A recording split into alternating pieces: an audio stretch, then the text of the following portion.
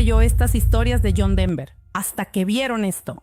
El 12 de octubre de 1997, una pequeña avioneta se estrella en la bahía de Monterey. El piloto murió en el impacto. Su cuerpo, gravemente desmembrado. ¿Quién era este piloto? ¿Y por qué volaba ilegalmente con una licencia revocada? ¿Y si te dijera que vendió más de 33 millones de álbumes solo en América? ¿Y si te dijera que tuvo 4 éxitos número 1 en solo 2 años? ¿Y si te dijera que varios pilotos que casi mueren en la misma aeronave le advirtieron que no volara este avión 15 días antes? Algunos dicen que fue un accidente, otros que fue una conspiración. Pero, ¿y si fue algo completamente distinto? Su nombre era John Denver. Se convirtió en el rostro del optimismo de los años 70. Las ventas de álbumes fueron reales. El informe de la NTSB existe. Las advertencias fueron ignoradas. Pero antes del accidente, antes de las advertencias, antes de la aeronave experimental, había un niño militar nacido con un nombre que nunca cabría en una marquesina, y un padre que no podía mostrar amor. Número 1. El cambio de nombre que lanzó una leyenda. Nacido Henry John Deutschendorf Jr. el 31 de diciembre de 1943 en Roswell, Nuevo México. La futura superestrella llevaba un nombre que, según su eventual manager, no cabría cómodamente en una marquesina. Su padre, el teniente coronel Henry Dutch Deutschendorf Sr., era un severo piloto de pruebas de la Fuerza Aérea que estableció 3 récords internacionales de velocidad en el bombardero B-58 Hustler y se ganó un lugar en el Salón de la Fama de la Fuerza Aérea. Un hombre que, según la autobiografía de Denver de 1994, Take Me Home, no podía mostrar amor por sus hijos. El cambio de nombre se produjo alrededor de 1965, cuando Randy Sparks, fundador de los New Christy Minstrels, vio una partitura de una canción llamada Denver sobre su escritorio. Mientras aconsejaba al joven cantante, Denver inicialmente quiso mantener su apellido familiar con mucha vehemencia, pero a regañadientes accedió a cambiarse el nombre por el de la capital de Colorado, su estado favorito. La ironía, el padre difícil, que no podía mostrar afecto, más tarde enseñaría a su hijo a volar a mediados de los años 70. Lo que llevó a su reconciliación. Copresentaron el galardonado especial de televisión de 1980, The Higher We Fly, The History of Flight Together. Esa misma pasión por la aviación acabaría matando a su hijo. Pero antes del accidente hubo un telesilla, 10 minutos y la canción más romántica de la década que terminó en divorcio y una motosierra. Número 2. Canción del telesilla de 10 minutos, divorcio con motosierra. Annie's Song fue escrita en exactamente 10,5 minutos en el telesilla Ajax, en Aspen Mountain, en enero de 1973. Denver describió el momento en su autobiografía. Todas estas cosas llenaron mis sentidos y cuando me dije esto a mí mismo, vinieron imágenes no solicitadas. Una tras otra, todas las imágenes se fusionaron y me quedé con Annie. La canción alcanzó el número 1 en el Billboard Hot 100 durante 2 semanas en julio de 1974 y se convirtió en su único gran éxito número 1 en el Reino Unido. Una de las canciones más románticas jamás grabadas. La brutal ironía. Annie Martel pidió el divorcio en su 15º aniversario de bodas en 1982 durante disputas de propiedad. El temperamento de Denver se volvió violento. Casi estrangula a Annie durante una confrontación y, en un arrebato simbólico, cortó su cama matrimonial por la mitad con una motosierra. La mujer que inspiró a millones a sentir You Fill Up My Senses nunca se volvió a casar. Ahora tiene 79 años y sigue viviendo en Aspen. Según los informes, Annie Martel todavía llora cuando escucha la canción escrita para ella. El segundo matrimonio de Denver con la actriz australiana Cassandra Delaney de 1988 a 1993 terminó peor. Cassandra dijo a la revista Australian Women's Weekly en 1996: ha sido un acosador increíble. Su comportamiento ha sido imperdonable. Ella describió amenazas de acoso, celos y consumo excesivo de alcohol. La batalla por la custodia de su hija, Jessie Bell, de $3,3 millones, notablemente la única hija biológica de Denver, concebida después de que le dijeran que era estéril, terminó con Cassandra ganando la custodia. Pero el alcohólico violento que cortó su cama por la mitad con una motosierra había sido algo más en los años 70, algo que nadie hoy puede comprender del todo. Número 3. El dominio que todos han olvidado. El éxito comercial de John Denver en los años 70 es casi imposible de exagerar e igualmente difícil de comprender para las audiencias modernas. El Salón de la Fama de la Música de Colorado lo declaró uno de los 5 artistas discográficos más vendidos en la historia de la industria musical. Su álbum de grandes éxitos de 1973 vendió más de 10 millones de copias en todo el mundo y fue certificado 9 veces platino, el álbum más vendido en la historia de RCA Records en ese momento.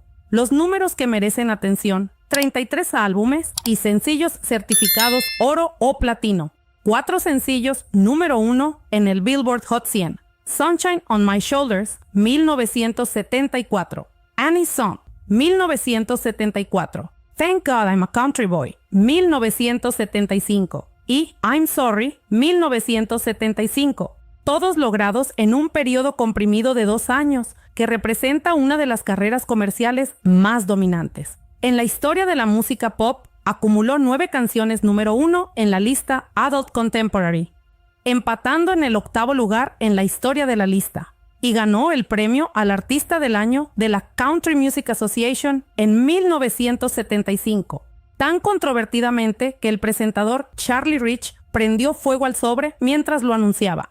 Su especial de televisión de 1975, Rocky Mountain Christmas, fue visto por más de 60 millones de espectadores, el programa de mayor audiencia en la historia de ABC en ese momento, superando los especiales de temporada de Bing Crosby, Andy Williams y Perry Como. Denver fue anfitrión de los premios Grammy 5 veces y presentador invitado de The Tonight Show para Johnny Carson en al menos 3 ocasiones documentadas: 1973, 1975 y 1978. Un crossover notable para un músico. Sin embargo, a pesar de este dominio comercial, Denver solo ganó un Grammy en vida, póstumamente en 1998 por un álbum infantil sobre trenes. Pero en 1985, cuando el sencillo benéfico más grande de la historia necesitaba voces, al humanitario que había cofundado The Hunger Project en 1977, se le dijo que no podía participar. Número 4. El rechazo que le rompió el corazón. En 1985, los organizadores de We Are the World le dijeron a John Denver que no podía participar. El cantante de folk que había cofundado The Hunger Project en 1977 había sido nombrado personalmente por el presidente Jimmy Carter para la Comisión Presidencial sobre el Hambre Mundial. Había recorrido países africanos, presenciando la hambruna de primera mano como delegado de UNICEF, y había escrito I Want to Live como canción principal de la comisión. Fue rechazado del sencillo benéfico más famoso de la historia. El productor Ken Kragen explicó más tarde el doloroso cálculo. Algunas personas sintieron que la imagen de Denver afectaría la credibilidad de la canción como un himno de pop rock. Kragen lo llamó el rechazo más difícil que tuvo que entregar. ¿Cómo rechazas a John Denver? Ha estado involucrado en la lucha contra el hambre mundial durante años. La respuesta de Denver de su autobiografía: me rompió el corazón no ser incluido. Múltiples fuentes citan este rechazo como el precipitante de una espiral descendente que contribuyó a su creciente abuso de alcohol. El hombre que era demasiado sano para un sencillo benéfico recibiría el premio presidencial Un Mundo Sin Hambre de Ronald Reagan en 1987. A pesar de criticar abiertamente la administración de Reagan durante los años 80. El premio recibió mucha menos atención mediática que sus arrestos por conducir bajo los efectos del alcohol. Pero antes de los arrestos, antes del rechazo, antes del declive, hubo un momento en 1985 en que John Denver se convirtió en el primer estadounidense en hacer algo que nadie había hecho en una década en la Unión Soviética. Número 5. El primer estadounidense en la Unión Soviética en 10 años. En junio de 1985, John Denver se convirtió en el primer artista estadounidense invitado a dar actuaciones públicas en la Unión Soviética desde que el acuerdo de intercambio cultural entre las dos superpotencias expiró en 1980. Su gira de 12 días y 11 conciertos por Leningrado, Tallin y Moscú representó los primeros conciertos de cualquier artista estadounidense en más de 10 años. Un notable avance cultural. Durante la Guerra Fría, un funcionario soviético capturó la importancia del momento. Hay un dicho ruso que dice que la primera golondrina de primavera no hará el tiempo para toda la estación, pero la primera golondrina puede marcar el giro hacia un clima más cálido. Esperamos que esta gira de John Denver conduzca a una relación más cálida en los asuntos culturales entre Estados Unidos y la Unión Soviética. Denver aprendió a cantar Aniston en ruso para deleitar a las audiencias soviéticas en 1987. Se convirtió en el primer artista occidental en realizar un concierto benéfico en la Unión Soviética, recaudando dinero para las víctimas del desastre nuclear de Chernóbil. Fue anfitrión del primer intercambio cultural entre Estados Unidos y la URSS después de que el presidente Reagan y el secretario general Gorbachev se reunieran en Ginebra y propusieran su solución del 1%. Instando a ambas superpotencias a invertir el 1% de sus presupuestos de defensa en programas ambientales y humanitarios. El álbum doble en CD, Live in the USSR, lanzado póstumamente en 2007, capturó estas actuaciones históricas. Pero ese mismo año, 1985, cuando Denver cantaba en ruso para audiencias soviéticas, fue llamado a testificar ante el Senado de los Estados Unidos. Los senadores esperaban apoyo, pero en cambio fue comparado con los nazis. Número 6.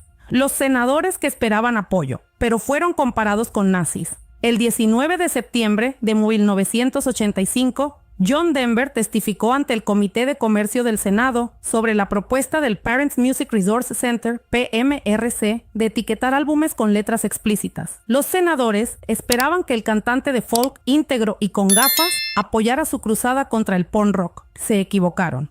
Denver entregó lo que Dee Snider de Twisted Sister más tarde llamó, posiblemente, el testimonio más agudo de todos los que testificaron.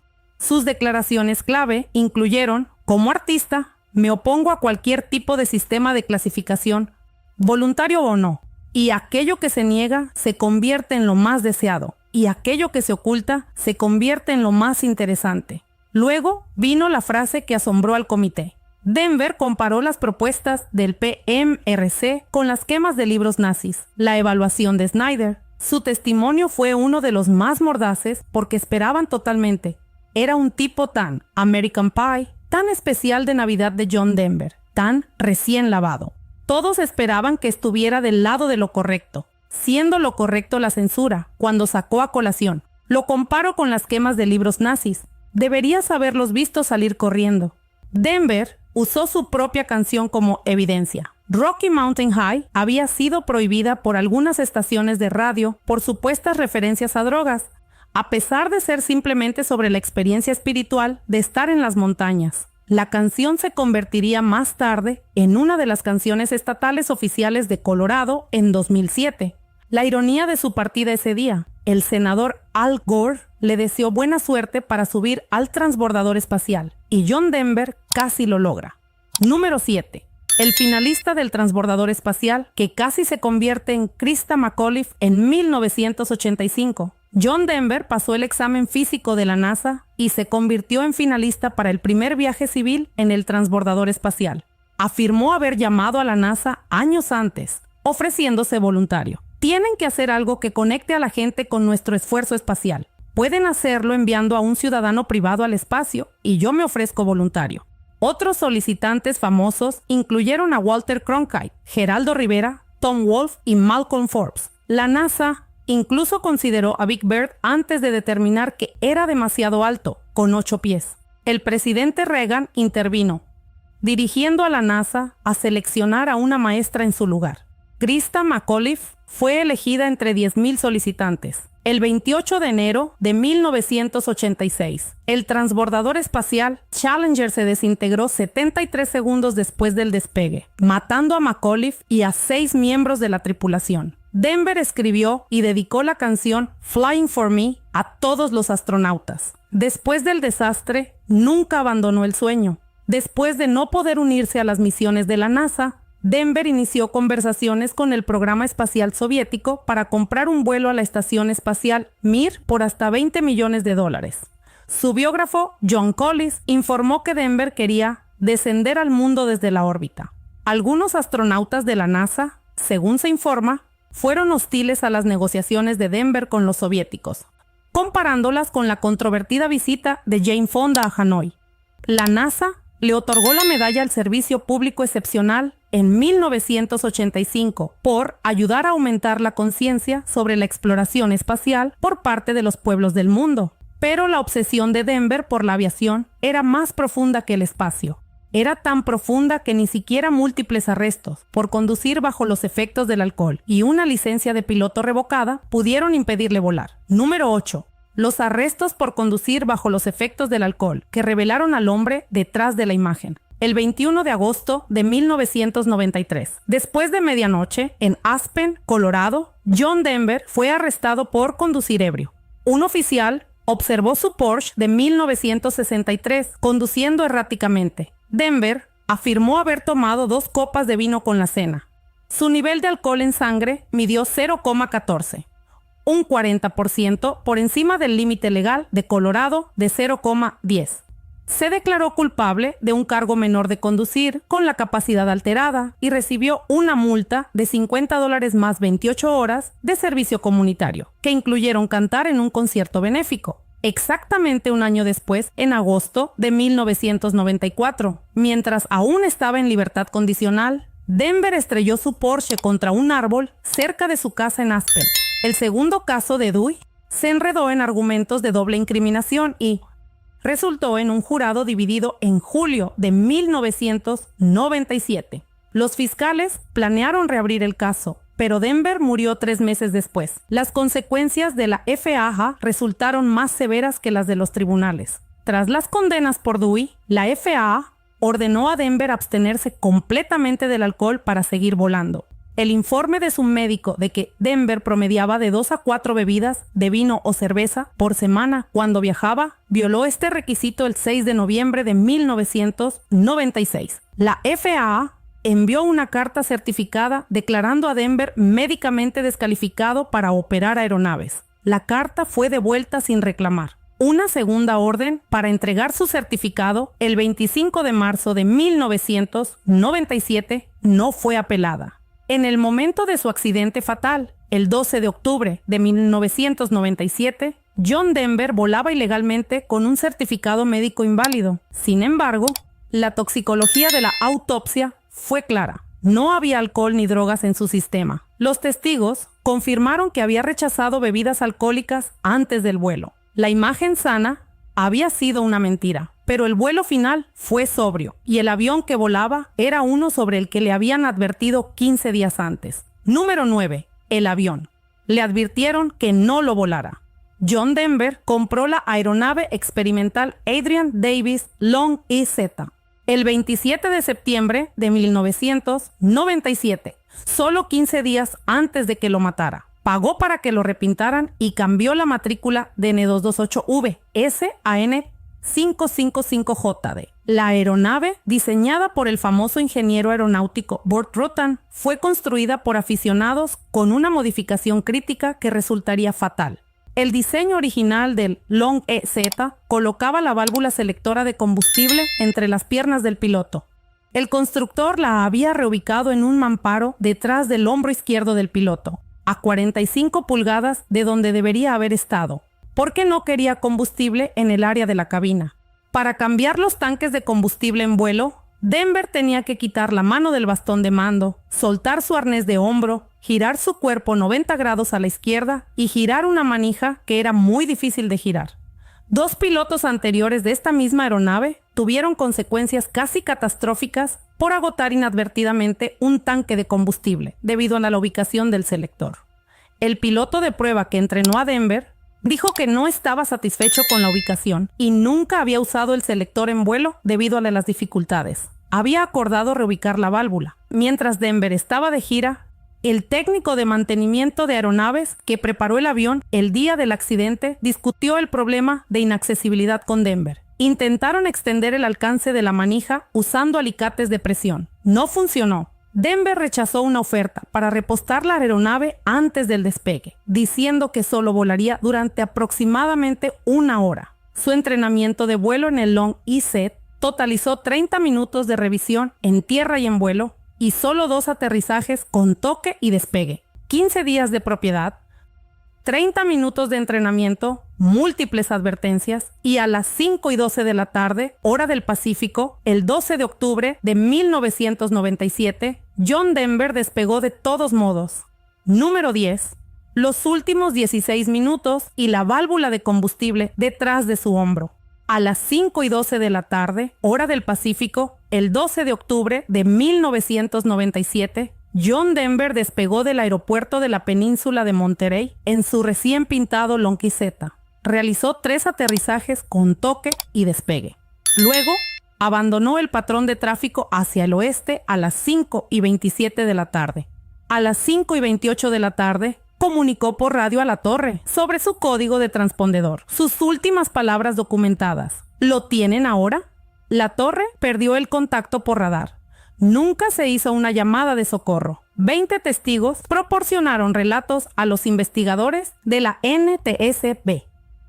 8 escucharon un pop o un petardeo con reducción del ruido del motor. 12 vieron el avión entrar en un descenso pronunciado de nariz desde aproximadamente 350 a 500 pies sobre un área residencial. 6 lo vieron golpear el agua aproximadamente a 150 yardas de la costa, en Pacific Grove, California. La profundidad del agua era de 30 pies. El informe de investigación de la NTSB LAX98 FA008 determinó que el tanque de combustible derecho de Denver se agotó a baja altitud. Cuando el motor falló, giró su cuerpo para alcanzar la válvula selectora de combustible inaccesible. Detrás de su hombro izquierdo, los investigadores de la NTSB descubrieron que girar el cuerpo 90 grados para alcanzar la válvula creaba una tendencia natural a extender el pie derecho contra el pedal del timón derecho para apoyarse. Los timones de Long EZ son muy efectivos debido a su largo brazo de momento. El timón derecho causa tanto guiñada como cabeceo hacia arriba, con un control de alabeo sensible a movimientos de la palanca de 1/8 de pulgada. La aeronave entró en una picada en espiral irrecuperable. Causa probable, según la NTSB, el 26 de enero de 1999. La distracción del piloto de la operación del avión y su aplicación inadvertida del timón derecho, lo que resultó en la pérdida de control del avión mientras intentaba manipular la manija selectora de combustible. El cuerpo de Denver fue gravemente desmembrado por el impacto. Los registros de huellas dactilares tuvieron que ser trasladados desde Colorado para una identificación positiva. La autopsia confirmó que la muerte fue instantánea por traumatismos contundentes múltiples. A los 53 años, el chico de Roswell, que se renombró a sí mismo por las montañas, se había ido. El 17 de octubre de 1997, John Denver fue cremado con la guitarra Gibson de 1910 de su abuela, el instrumento que lo inició todo. Sus cenizas fueron esparcidas sobre las montañas rocosas de Colorado, donde la vida es vieja allí, más vieja que los árboles, más joven que las montañas, creciendo como una brisa. Nacido Henry John Deutschendorf Jr. cambió su nombre por una marquesina. Escribió la canción más romántica de la década en 10 minutos. Luego, cortó la cama matrimonial por la mitad con una motosierra. Vendió más de 33 millones de álbumes. Tuvo 4 éxitos número 1 en 2 años. Fue anfitrión de los premios Grammy 5 veces. Demasiado sano para We Are the World. Primer estadounidense en la Unión Soviética en 10 años. Comparó a los senadores con nazis en su propia audiencia, finalista del transbordador espacial. Casi se convierte en Krista McAuliffe. 2 arrestos por Dewey, licencia de piloto revocada. Volando ilegalmente, compró un avión experimental. Le advirtieron que no lo volara. 15 días después, 30 minutos de entrenamiento, válvula de combustible detrás de su hombro, intentó alcanzarla a 500 pies. Entró en una picada en espiral irrecuperable. Cuerpo gravemente desmembrado, muerto a los 53 años. La historia de John Denver demuestra algo que nadie quiere admitir. Puedes encarnar todo lo sano de América, vender más álbumes que casi cualquier persona en la historia, cantar por el hambre mundial y en la Unión Soviética, y aún así morir en un avión sobre el que te advirtieron, intentando alcanzar una válvula de combustible que no podías alcanzar. El niño militar que nunca pudo complacer a su padre pasó 53 años intentando volar lo suficientemente alto para finalmente sentirse libre, y esa necesidad de libertad le costó todo. Si el viaje de John Denver desde Henry Deutschendorf hasta una picada en espiral en la bahía de Monterey te conmovió, querrás ver el video de la próxima semana. Cubriremos a otra leyenda de la música que vivió una vida imposible, que tu generación recuerda, pero de la que nunca supo la verdad. Asegúrate de estar suscrito para no perdértelo. Y si tienes tus propios recuerdos de Rocky Mountain High o Annie's Son, compártelos en los comentarios. Leo cada uno. Gracias por ver y nos vemos la próxima semana.